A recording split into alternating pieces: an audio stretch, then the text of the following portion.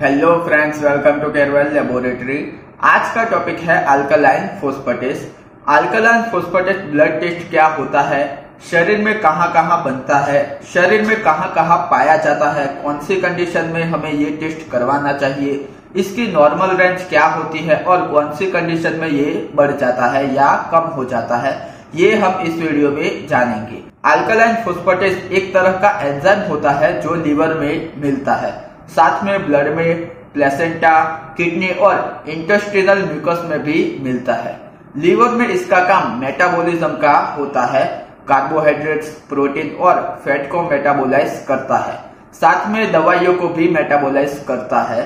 Bone में जो osteoblastic activity होती है बोन फॉर्मेशन की, उसमें भी अल्कलाइन फोस्फेटेस का रोल होता है और बॉडी के दूसरे ऑर्गन्स में भी पाया जाता है। तो इसका मेन रोल है लीवर की बीमारी को पता करने के लिए, साथ में specially hepatic artery, biliary tract, common bile duct में स्टोन स्ट्रक्चर हो गया हो, कोई तरह की मैलिग्नेंसी हो गई हो उसमें, या बोन की कंडीशन में ऑस्टियोमेलेसिया, रिकेट्स, बोन का कोई कैंसर हो रहा है, ये सारे केस में, और साथ में क्रोनिक किडनी डिजीज में अल्कलाइन फोस्फेटेस टेस्ट करवाया जाता है। अब जानते हैं कि इंडिकेशंस क्या है, कब ये टेस्ट करवाया जाता है।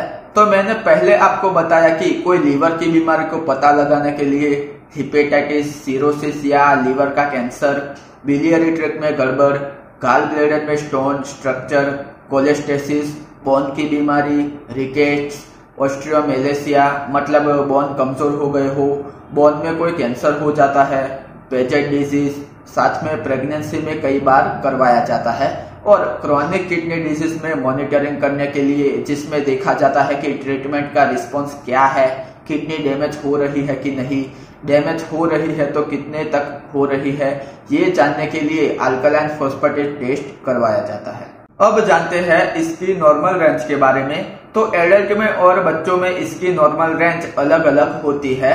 बच्चों में नॉर्मल रेंज एडल्ट से ज्यादा होती है क्योंकि बच्चों में ऑस्टियोब्लास्टिक एक्टिविटी होती है, मतलब कि बोन फॉर्मेशन होता है, इसलिए उनमें अल्कलाइन फोस्फेटेस का लेवल ज्यादा होता है।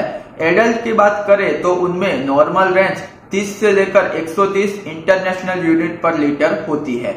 बच्चों की बात करें तो उनमें अलग अलग एज के हिसाब से अलग अलग रेंज होती है, पर एडल्ट से ज्यादा होती है। अब देखते हैं कि अल्कलाइन फोस्फेटेस कौन सी कंडीशन में बढ़ता है।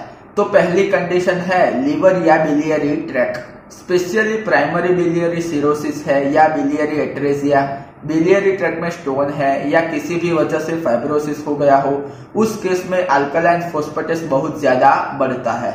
इसके अलावा liver hepatitis, chronic hepatitis, viral hepatitis, autoimmune hepatitis है, सिरोसिस है, इन केसेस में अल्कलाइन फोस्फेटेस बढ़ेगा।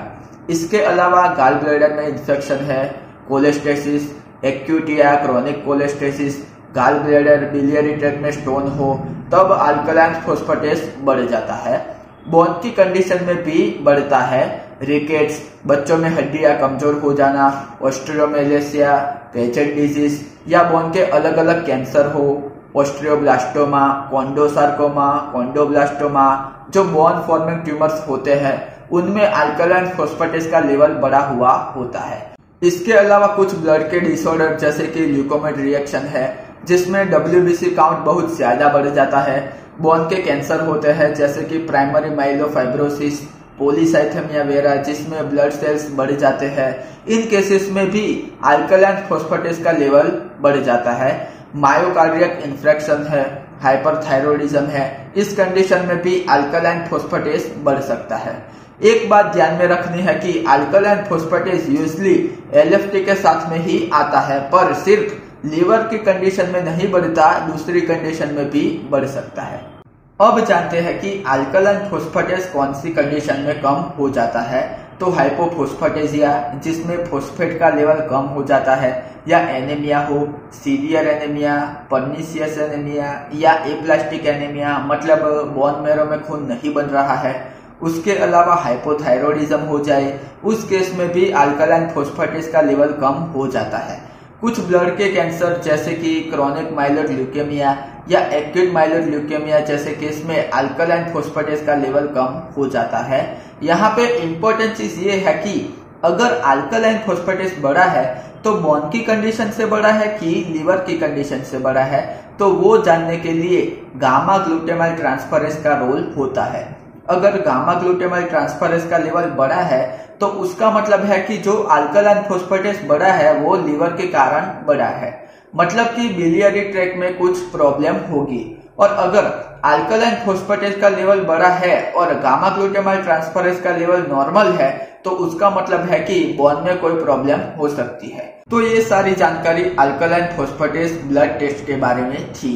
एक चीज ध्यान में रखनी है कि इसके रिजल्ट को समझते समय ध्यान रखना है कि रिपोर्ट में वैल्यू नॉर्मल रेंज से 2 या 4 ज्यादा या कम आए तो उससे परेशान होने की जरूरत नहीं है। अगर ज्यादा ऊपर नीचे हो, 200-300 जितना बढ़ गया है, तो आपको डॉक्टर से इसके बारे में बताना होगा, जिससे डॉक्टर आपके सिम्टम्स और रिपोर्ट के हिसाब से दवाइयां देंगे जो अल्कलाइन फोस्फेटेस की वैल्यू कम करने में मदद करेगी। आई होप आपको अल्कलाइन फोस्फेटेस के बारे में अच्छे से समझ आ गया होगा। Thank you for watching.